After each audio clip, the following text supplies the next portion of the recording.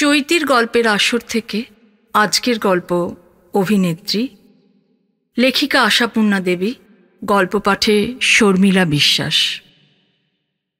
দালানের মাঝখানে গালচের আসন পেতে গোটা 10 বাটি আর অভব্য রকমের বড় একখানা থালা সাজিয়ে আহারের আয়োজন করা হয়েছে। জামাইয়ের নয়, বেয়াইয়ের। নতুন বৌমার বাপ এসেছেন বিদেশ থেকে। বাড়ির গৃহিণী নাকি নিতান্তই লজ্জাশীলা, তাই অতিথির অভ্যর্থনার ভার স্বয়ং বধূমাতারই। তা অযোগ্য অধিকারীর হাতে ভার ন্যস্ত হয়নি। নতুন বউ ছেলে মানুষ হলে কি হয়, 3 জনের আহার্য বস্তু একজনের জঠর গুহায় চালান করিয়ে দেবার চেষ্টার জন্যে যে অধ্যাবসায়ের প্রয়োজন সেটা তার আছে। শ্বশুরবাড়িতে বাপ, ভাই, কুটুম, কাজেই বাপকে অতিভোজনের জন্য পীড়াপিড়ি না করবে কেন অনুপমা? বাপ হেসে বলেন, খুব তো গিন্নি হয়ে উঠেছিস দেখছি, আমার সঙ্গেও কুটুম্বিতা? এত কখনো খাই আমি? খান না সে কি আর অনুপমা জানে না, কিন্তু উপরোতটাই যে রীতি। তাছাড়া শাশুড়ি সামনাসামনি না এলেও আনাচে কানাচে আছেন কোথাও, পরে বৌমার ত্রুটি ধরবেন। তাই অনুপমা সহৎসয় বলে, আচ্ছা মাছটা না খেতে পারো থাক, পায়েস মিষ্টি এগুলো তো খাবে, এই সন্দেশ এদের দেশ থেকে আনানো, ফেললে চলবে না বাবা। না চলে তো তুই খা বলে বাপ উঠে পড়েন। অপচয় সম্বন্ধে কোনো বক্তৃতা না দিয়েই ওঠেন। সাল তারিখের হিসাবে ঘটনাটা 2 যুগ আগের। অপচয়ের ভয়ে অপ্রচুর আয়োজনটা ছিল তখনকার দিনে বিশেষ নিন্দনীয়। একজনকে খেতে বলে কেবলমাত্র একজনের উপযুক্ত দেয়া, সে কেমন? ফেলাছেড়া না হলে আবার আদর জানানো কি?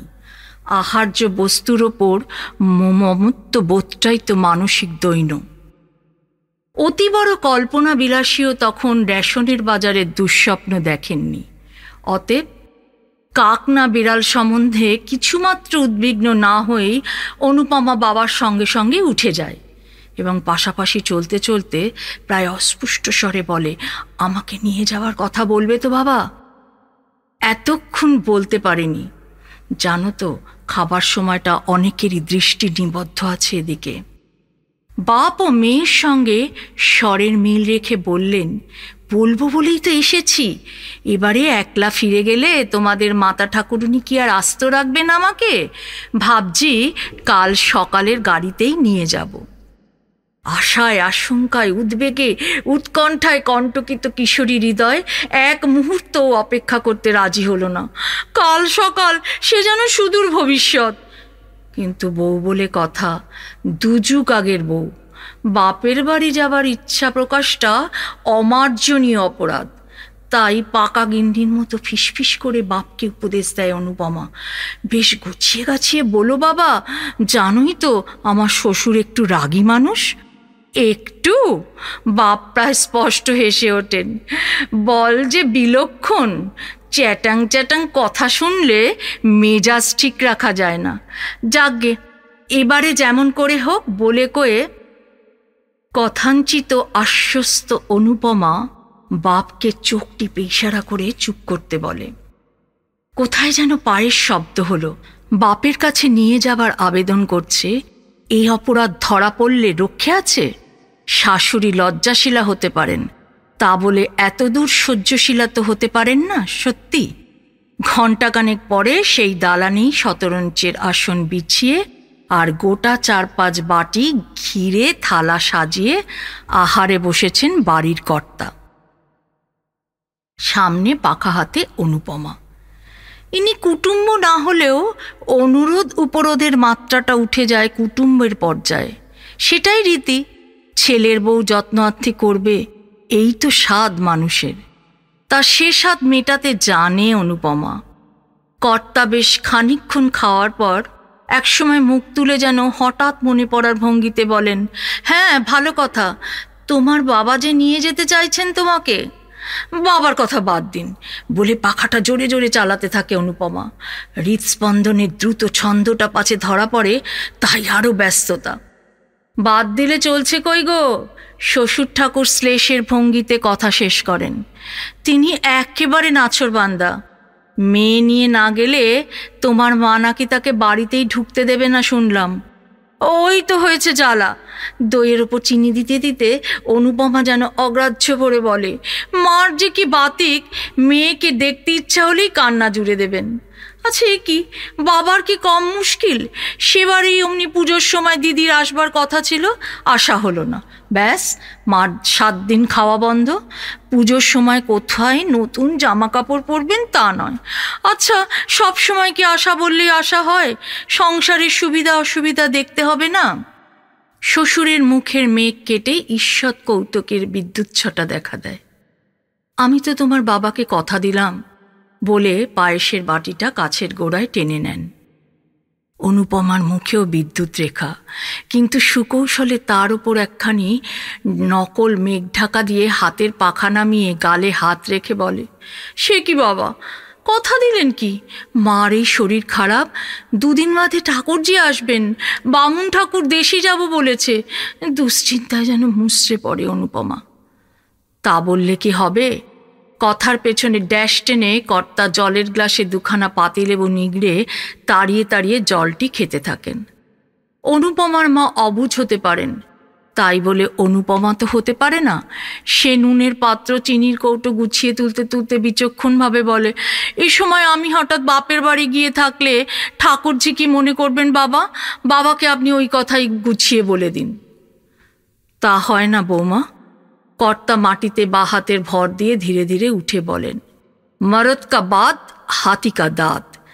একবার যখন হ্যাঁ বলেছি, তখন ত্রিভুবন উল্টে গেলেও তার নড়চড় হবে না। তবে আর কি করতে পারে অনুপমা? মাত্রাতিরিক্ত উজ্জ্বল মুখের ভাবটা ম্লান করে আনতে একটু বেশি সময় লাগে বলেই তৎপর হয়ে শ্বশুরের খড়ম খড়কে গামছা ইত্যাদি এগিয়ে দিয়ে তবে বলে, মুশকিল হলো, মাঝামাঝি হঠাৎ এখন নিয়ে যাবার জন্য যে কি দরকার পড়ল বাবার বুঝিও না। মার শরীরটা খারাপ। এই মা অবশ্য শাশুড়ি। তাঁর নিটোল দেহখানিতে কোনো রোগবালাই আছে এমন অপরাধ শত্রুতেও দিতে পারবে না। কিন্তু অনুপমা দেয়। কর্তা গিন্নি উভয়ের মনোরঞ্জনের এক উৎকৃষ্ট দাওয়াই। পরবর্তী সিন দালানে নয় ঘরে, দিনে নয় রাতে। তারকনাথকে ছেড়ে যেতে যে কি ভয়ঙ্কর মন কেমন করছে, সেই কথাই ছলছল চোখে বিশদভাবে বোঝাতে হচ্ছে অনুপমাকে। 2 কর্তা মিলে কথা পাকাপাকি করে ফেললেন। অনুপমা বেচারি করে কি? ওর তো আর এখন শুধু শুধু যাবার ইচ্ছে ছিল না। হ্যাঁ, একটা উপলক্ষ থাকতো, আলাদা কথা। বড্ড অবুঝ অনুপমার মা, অথচ বেহায়ার মতো বলতে পারে না অনুপমা সে কথা। কাজেই বিরহ বেদনার যত রকম লক্ষণ আছে সেগুলো সব প্রকাশ করতে থাকে তারকনাথের অভিমান ভাঙাতে। চতুর্থ দৃশ্যও একটা আছে, সে অনুপমার পিতৃগৃহের পটভূমিকায়। কিন্তু সে কথা থাক, 2 যুগ পরের কথাই বলি। 2 যুগ কেন, বরং তার বেশি। কালের পরিবর্তন হয়েছে বটে, স্থানটা ঠিক আছে, পাত্রটাও বলা চলে। সেই দালানে ঠিক সেই জায়গাটাতেই সেই ভঙ্গিতে বসে আছেন গৃহিণী অনুপমা, পাখা একখানা হাতে। মুখের গড়নটা কিছু বদলেছে, গায়ের রঙের জেল্লাটা গেছে কমই, তবে চুল যে পাক ধরেছে সেটা এক নজরে চোখে পড়ে না। সামনে আহারে বসেছেন বর্তমান কর্তা তারকনাথ।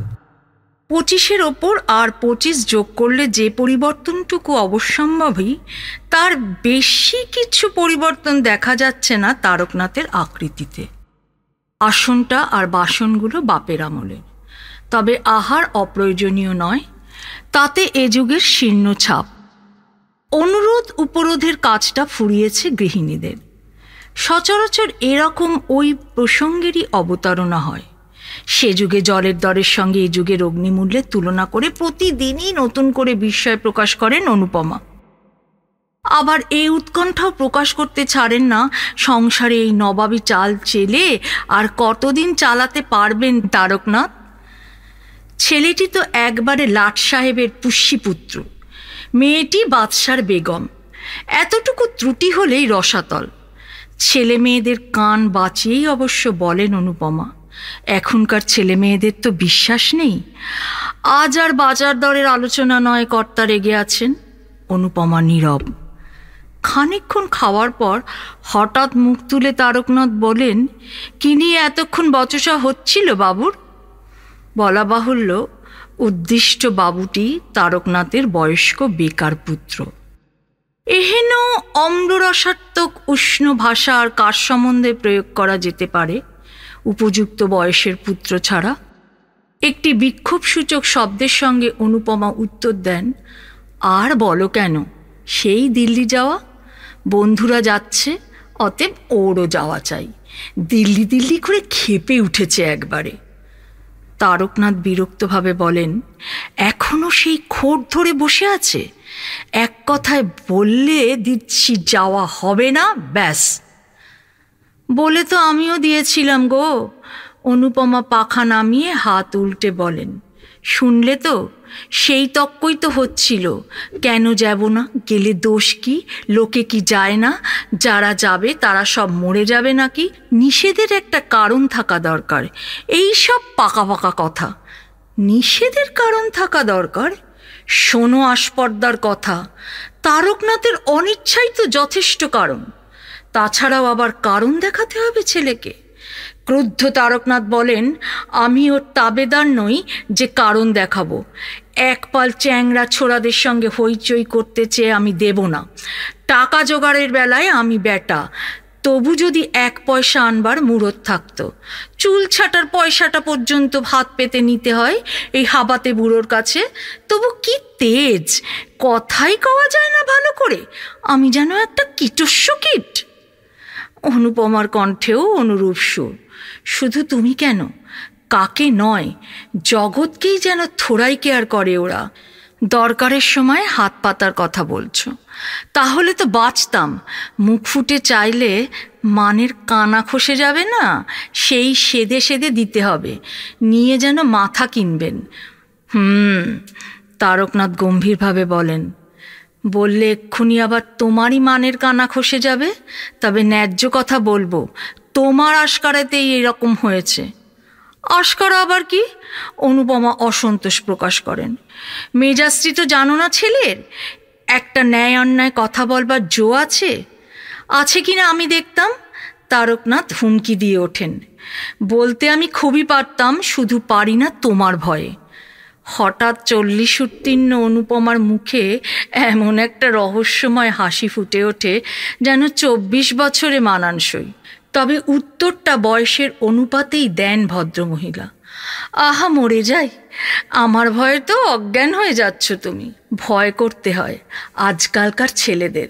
খোকাই তো সেদিন বলছিল ওর কোন বন্ধুর ভাই নাকি বাপের কাছে বকুনি খেয়ে। কে ওখানে? তারকনাথ অগ্রাহ্য ভরে বলেন, কে আবার? মেধো হয়তো। কি জানি বাবু। অনুপমা সন্দিগ্ধভাবে বলেন, মনে হলো যেন খোকা উঠে এলো সিঁড়ি দিয়ে। খোকা আবার কি? এই তো সাহেব সেজে বেরিয়ে যাওয়া হলো বাবুর। পোর্টফোলিও হাতে না ঝোলালে বেরোনো হয় না, যেন এক মস্ত অফিসার। হ্যাঁ, ওই এক ফ্যাশন ছেলের। কিন্তু ঘুরে আবার আসেনি তো। কেন ঘুরে আসবে কি জন্য? কি জানি, কিছু ভুলে ফেলে গিয়েছে হয়তো। পরশু অমনি কত দূর গিয়ে ছুটতে ছুটতে এলো, ঘড়ি ভুলে গেছে বলে। তা আসবেন বই কি, কবজিতে ঘড়ি না বেঁধে বেরোলে যে মহাভারত অশুদ্ধ হয়ে যাবে। কই বলো দেখিনি, ছুটে গিয়ে সংসারের একটা জিনিস কিনে আনতে। মাথায় আকাশ ভেঙে পড়বে লাট সাহেবের। বিরক্তি তিক্ত স্বরে কথাগুলো উচ্চারণ করে ছোট এক টুকরো পাতিলেবু গ্লাসের জলে গুলতে থাকেন তারকনাথ। 3 আনা জোড়া লেবু বড় বড় 2খানা আর খাওয়া যায় না। অনুপমা পতিদেবতার এই ধারালো মন্তব্যটির পিটোপিটি বেশ ঘোরালো কিছু বলবার আগে একবার উঠে গিয়ে এদিক ওদিক ঘুরে নিঃসন্দেহ হয়ে এসে বসেন। এবং এখনকার ছেলেরা লেখাপড়া শিখেও যে কত মুখ্য দুঃখু আর বাঁদর হয় তারই উদাহরণ দিতে তৎপর হয়ে ওঠেন। ভাগ্নে, ভাইপো, ভাসুরপো, বোনপো, দেখছেন তো সবাইকে। অন্ধ স্নেহের বশে নিজের ছেলের বিষয়ে ছেড়ে কথা কইবেন এমন মুখ্য মা অনুপমা নন। তিনটে পাশ করে যে ছেলে নির্বিকার চিত্রে 2 বছর ধরে শুধু আড্ডা দিয়ে আর সিনেমা দেখে বেড়ায়, তার আবার অপদার্থ আছে কিছু? কেন, উঠে পড়ে লেগে চেষ্টা করলে কিছু একটা জুটত না এতদিন? তবু তো বাপের একটা আসান হতো। দামি দামি আর ভালো ভালো আরও অনেক কথাই বলেন অনুপমা। ছুটির দিন খেয়ে তাড়াতাড়ি উঠবার তাড়া নেই তারকনাথের। ধীরে সুস্থে খেয়ে উঠে পানের ডিবে হাতে বাইরের ঘরে চলে যান। ছুটির দুপুরে দাবার আড্ডা বসে পাড়ার হিমাংশু বাবুর সঙ্গে। আসার সময় হয়ে এলো তাঁর। অনুপমা ঠাকুর চাকর সকলের খাওয়ার দেখাশোনা করে সবে খেতে বসেছেন। মেয়ে শিলা নেমে এসে ব্যস্তভাবে বলে, ঠাকুর, উনুনে আগুন আছে তো? থাকে তো একটু চায়ের জল চাপিয়ে দাও তো চট করে। চায়ের জল? বেলা 1:30টার সময়? অনুপমা অবাক হয়ে বলেন, এখন চা খাবি? শিলা বিরক্ত স্বরে বলে, আমি কেন? দাদার ভীষণ মাথা ধরেছে তাই। দাদা? খোকা বাড়ি আছে নাকি? বুকের রক্ত হিম হয়ে আসে অনুপমার। আছেই তো, বেরিয়ে গিয়ে ঘুরে এসে শুয়ে পড়েছে মাথা ধরেছে বলে। কই ঠাকুর, দিয়েছ? শিলার চিত্তজগতে একমাত্র সম্মানিত ব্যক্তি দাদা। গ্রোগ্রাসে ভাটকটা গিলে নিয়ে ছুটে ওপরে গিয়ে ছেলের ঘরে ঢুকে একেবারে বিছানায় বসে পড়েন অনুপমা। শঙ্কিত স্বরে বলেন, কি হয়েছে রে খোকা? বেরিয়ে আবার ফিরে এসে শুয়েছিস? শরীর খারাপ হয়েছে? বলা বাহুল্য, স্নেহাতুর মাতৃকণ্ঠের এই শঙ্কিত প্রশ্নের উত্তর তিনি পান না। অবস্থা নির্ণয়ের প্রথম পর্যায় হিসাবে গায়ের উত্তাপ পরীক্ষা করতে যেতেই তৎক্ষণাৎ হাতখানা সরিয়ে দিয়ে পাশ ফিরে শোয়ে খোকা। অনুপমা এই অপমান গায়ে না মেখে পুনঃ প্রশ্ন করে, কখন এলি তুই? খোকা নিরুত্তর, অতএব নিঃসন্দেহ। তার সম্বন্ধে মা বাপের মধ্যে যে উচ্চাঙ্গের আলোচনা চলছিল সে তার কর্ণগোচর হয়েছে। তা হোক, অনুপমা তো আর হেরে ফিরে যাবেন না। তাই সখ্য বেদনায় বলেন, আজই হঠাৎ শরীর খারাপ করলি? পরশু তোদের বেরোনোর কথা না? বেরোনো? খোকা যেভাবে ভুরু কুচকে তাকায় তাতে আর যাই হোক খোকাত্ম প্রকাশ পায় না। বেরোনো মানে? যাচ্ছি কোথায়? অনুপমা যেন অবোধ, অনুপমা যেন আত্মবিস্মিত, অনুপমার যেন এখনো শৈশবকাল কাটেনি। তাই প্রায় শিশুসুলভ সরলতাতেই বলে, কেন, তুই যে বলেছিলিস মঙ্গলবারই স্টার্ট করবে ওরা। ওরা করবে তাতে আমার কি? ওদের নিজের পয়সা আছে, ওরা যা খুশি করতে পারে। হঠাৎ আচমকা প্রায় শিলার মতো ভঙ্গিতে খিলখিল করে হেসে ওঠেন অনুপমা। 20 বছর আগে দুধ খেতে নাড়ার ছেলেকে যে সুরে কথা বলে কায়দায় আনতেন, প্রায় তেমনি ছেলে ভোলানো সুরে বলেন, ও তাই বলো, বাবুর রাগ হয়েছে? কে বকেছে, কে মেরেছে, কে দিয়েছে গাল? তখন বুঝি ওর বাক্যবাণগুলি কানে গেছে। ওর কথাই শুধু উল্লেখ করেন অনুপমা, স্বচ্ছন্দেই করেন। নিজের অপরাধ বোধের লেশমাত্র ধরা পড়ে না মুখের চেহারায়। তাই ভাবছি, কি হলো খোকার? নে নে, মন খারাপ করিসনি, টাকা তো আমি দেব বলেছি। তুমি আর কোন আকাশ থেকে টাকা পেরে আনবে শুনি? তারকনাথ রায়ের টাকাই তো। শখ করে বেড়াতে যাবার রুচি আমার আর নেই মা, একটু ঘুমোতে দাও, বেকারের আবার শখ সাদ। অনুপমা যেন তুড়ি দিয়ে ওড়ান ছেলের কথা।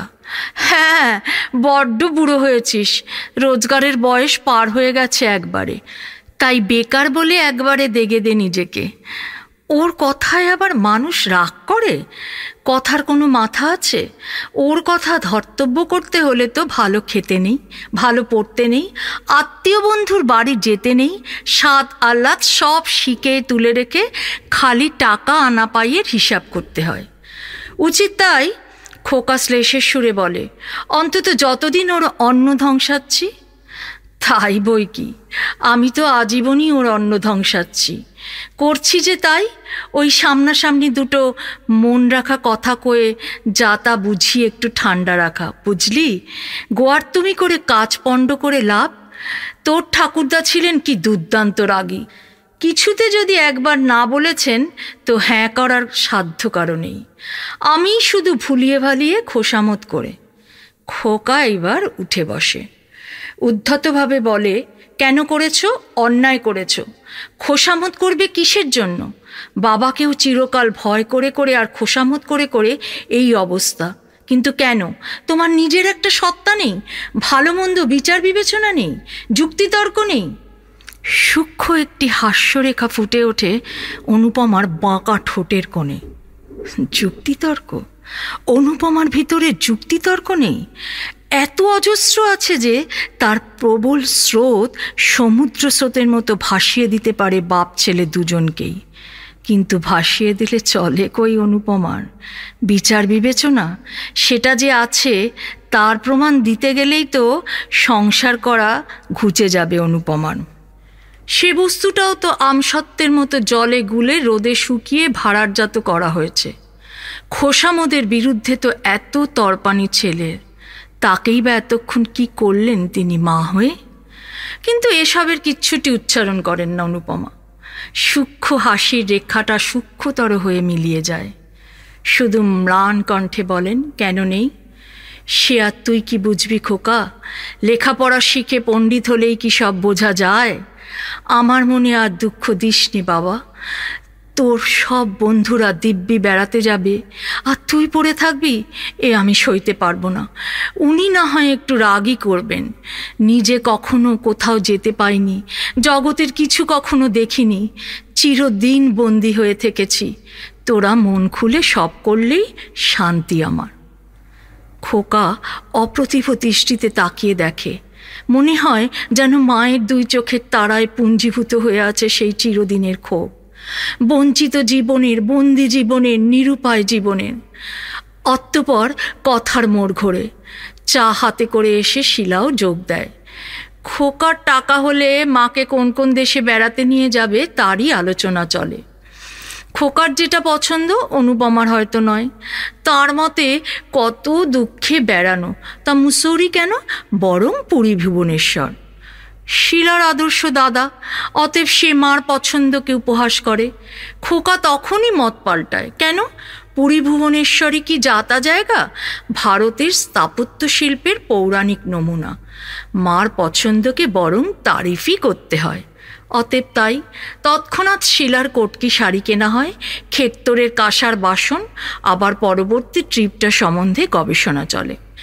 1:30 বেলা গড়িয়ে 4:30 ঠেকে। হঠাৎ যেন দরজার কাছে বোমা ফাটে। বলি, আজ কি আর চাটা হবে না? শিহরিত অনুপমা ঘড়ির দিকে তাকিয়ে দেখেন 4:40। সর্বনাশ, ঠিক 4টে বেলা হচ্ছে। তারকনাথের টি টাইম। সময় উত্তীর্ণ হয়ে গেলেই যে তারকনাথের হার্টের ট্রাবল বাড়ে। আচমকা এই প্রশ্ন বোমাঘাতে নিজের হার্টের অবস্থা যাই হোক, মুখের চেহারাটা ঠিকই রাখেন অনুপমা। সহজ আফসোসের সুরে বলেন, ওমা, এত বেলা হয়ে গেছে, দেখো কাণ্ড। শিলা, তুইও তো আচ্ছা মেয়ে, মেধুরী বা কি আক্কেল, বেহুশ হয়ে ঘুমোচ্ছে হয়তো। সত্যি, স্বরমাধুর্যের যতটা তিক্ততা ঢালা সম্ভব তা ঢেলে তারকনাথ মন্তব্য করেন, মাইনে করা চাকর বাকরের আক্কেলটাই বেশি হওয়া উচিত বটে। স্বামীর কথার উত্তরে জিভের আগায় কোন কথাটা আসছিল না অনুপমার? বিনিমাইনের চাকরানির উচিত বোধের প্রশ্ন। কি জানি, আসে না তো, কাজেই বোঝা যায় না। শুধু স্বাভাবিক খেদের সুরই ধ্বনিত হয় তার কণ্ঠে। এই দেখো না, ছেলেটা আবার শরীর খারাপ বলে এসে শুয়েছে, কে জানে জ্বরজারি হবে কি না। যে দিনকাল। পরবর্তী সিন দিনে নয় রাত্রে, এ ঘরে নয় ও ঘরে। ঘরের দরজায় খিল লাগানোর পর টাইকোসোডা ট্যাবলেট দুটো আর জলের গ্লাসটা কর্তার হাতে তুলে দিয়ে পানের ডিবেটি নিয়ে বিছানার উপর গুছিয়ে বসেন অনুপমা। পান মজাবার বহুবিধ উপকরণপূর্ব কৌটোটি খুলে এক টিপ মুখে ফেলে দেন। বুকের কষ্টটা বেশি হচ্ছে না তো? তোমার তো আবার সময়ের একটু এদিক ওদিক হলেই কি? তাকানো নেই কেন? রাগ হয়েছে বুঝি? না, তোমাকে নিয়ে আর পারা গেল না। ছেলে মানুষের মতো রাগ অভিমানটা ঠিক আছে এখনো। ছেলেটাও হয়েছে তেমনি। বাপের আর কোনো গুণ না পান, রাগ গুণটা পেয়েছেন 16 আনা। তখন তোমায় বললাম খোকার শরীর খারাপ হয়েছে। শরীর নয় মোটেই, মেজাজ। ওই যে বন্ধুদের সব গোছগাছ হয়ে যাচ্ছে, তাই মেজাজ খারাপ। রেগে টেগে হুকুম দিয়ে দিয়েছি আমি যেতে। শেষটায় মন গুজরে থেকে সত্যিই রোগ ধরবে। সুধীর, শ্যামল সবাই যাচ্ছে যখন যাকগে একবার। দিল্লি গিয়ে কি চারখানা হাত বেরোয় দেখি। হ্যাঁ, একটা চাকরি জোগাড় করে আসতে পারে তবে বলি বুদ্ধি। শ্যামলের মামা না যেন খুব বড় চাকরে ওখানকার। আচ্ছা হ্যাঁ গো, তোমাদের সুবোধবাবুও না দিল্লিতে বদলি হয়েছেন আজকাল? হয়েছে আর কি, তারকনাথ বিদ্রুপ হাস্যে বলেন। তোমার ছেলে গিয়ে দাঁড়ালেই একটা চাকরি এগিয়ে দেবে। যাও, হেসে ফেলেন অনুপমা। হাসিটা 10-20 বছর আগের টাইপের। হেসে বালিশের ওপর এলিয়ে পড়ে থাকেন। তোমার সবেতেই ঠাট্টা। সরদিকিনি, একটু শুই ভালো করে। ওই যা, মশারিটা টাঙাবো ভাবলাম যে, রসো টাঙিয়ে দিই। আর থাক। অনুপমা সদ্য বালিশে ফেলা মাথাটার ওপর হাতের একটু চাপ দিয়ে তারকনাথ বলে ওঠেন, হয়েছে, খুব হয়েছে, উঠতে হবে না। আজ হঠাৎ এত কর্তব্যজ্ঞানের উদয় কেন? না না, তোমার শরীরটা আজ ভালো নেই বলে ব্যস্তভাবে উঠে বসেন অনুপমা। ততক্ষণে অবশ্য তারকনাথ উঠে দাঁড়িয়েছেন। গোফের ফাঁকে মুচকি হেসে বলেন, আচ্ছা, খুব প্রতিভক্তি হয়েছে। এই 27 বছরের মধ্যে কদিন মশারি টাঙিয়েছ? অম্বলের রোগী তারকনাথের সহজে ঘুম আসে না। সুদীর্ঘদিনের কর্মব্যস্ত আর অভিনয় শ্রান্ত অনুপমা ঘুমিয়ে পড়েন মুহূর্তেই। হয়তো অভিনয়টা নিখুঁত উতরেছে বলেই এত স্বস্তি। অভিনয়? তাছাড়া আর কি? সুন্দর নিখুঁত অভিনয়। এত নিখুঁত যে অভিনয় বলে বোঝা অসম্ভব। বোঝা অসম্ভব কোনটা সত্য কোনটা কৃত্রিম। কিন্তু একা অনুপমাই বা কেন? নারী মাত্রেই কি অভিনেত্রী নয়? অভিনয় ক্ষমতাই তো তাদের জীবনের মূলধন। জন্মগত সেই মূলধনটুকু সম্বল করেই তো তার যত কিছু কাজ কারবার। সে মূলধন যার যত বেশি, তারই তো সংসারে তত বেশি প্রতিষ্ঠা, প্রতিপত্তি, সুনাম, সুখ্যাতি।